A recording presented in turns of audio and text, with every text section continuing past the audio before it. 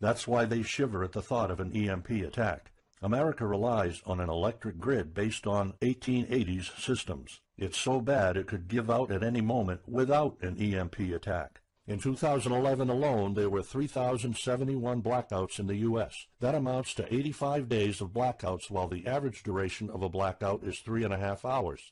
Just think of how often the power goes out in California or New York, and that's without an EMP. So in just a few years, the power grid might be overwhelmed by national demands. And here's the really scary part. This may sound unbelievable, but building an EMP device is not expensive or difficult. A small EMP device that fries your cell phone can be built with just a few bucks, some batteries, and spare parts you can find in a camera. Even 12-year-olds build EMP devices for science projects. There's no need for fancy technologies or billion-dollar investments to make it, and all it takes is not 100, not even 50, but just one warhead to be detonated above the U.S., and the effects would be irreversible. HEMP stands for High Altitude Electromagnetic Pulse. It's an EMP device that can be strategically detonated at an altitude of 20 miles above the surface of our country that will permanently cripple our power grid.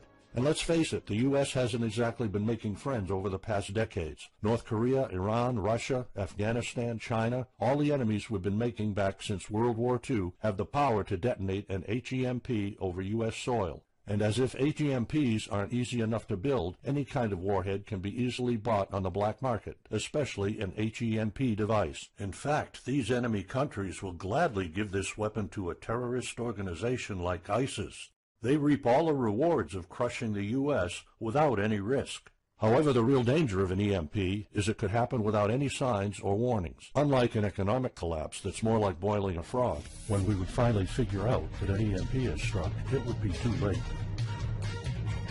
Just imagine you're heading to the kitchen to have breakfast. Usually you hear noise on the background, TV, radio, anything. But today there's a deadly silence, and you felt something's a bit off. You go to the kitchen and your wife tells you she can't cook breakfast because there's no power. You then notice there's no lights. Probably just a normal blackout. You pour a bowl of cereal and start eating it. You're halfway through your breakfast, but then you notice your neighbors gathered outside in one big disoriented crowd. Probably the blackout affected most of the neighborhood. That's when one of your kids comes over to complain that the cell phone doesn't work. You explain that it can't be charged because of the blackout, but you check your phone and it doesn't work either. Maybe this isn't just a plain blackout, so you go outside to talk to your neighbors.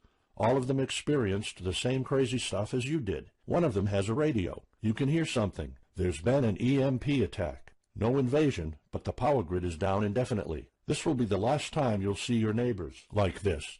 You know you're prepared for anything, but the possibility of an EMP attack never occurred to you. This is not a drill. It's the real thing.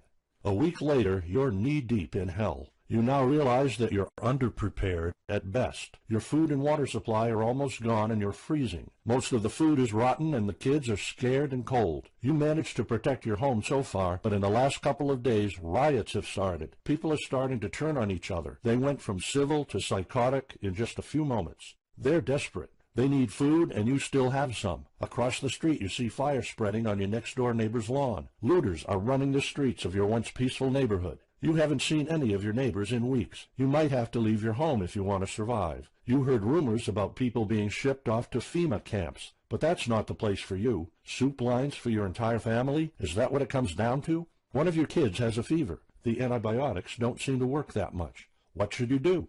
And this is just the first few weeks. It'll take years to restore the grid. You may think the government's going to step in and it'll get better, but it gets even worse. An event so catastrophic will trigger a number of death waves.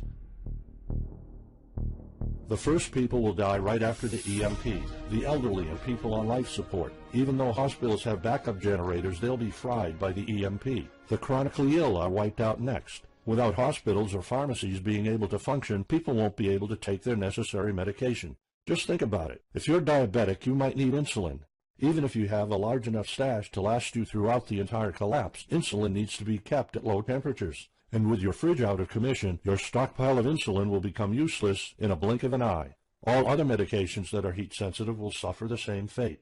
The third wave of deaths would be triggered by poor sanitation, caused by no waste pumping or garbage collecting, and by the first death waves that obviously would create massive hygiene problems to the unprepared, triggering a massive pandemic. And the last death wave will be caused by desperate looters. They will prey on the weak.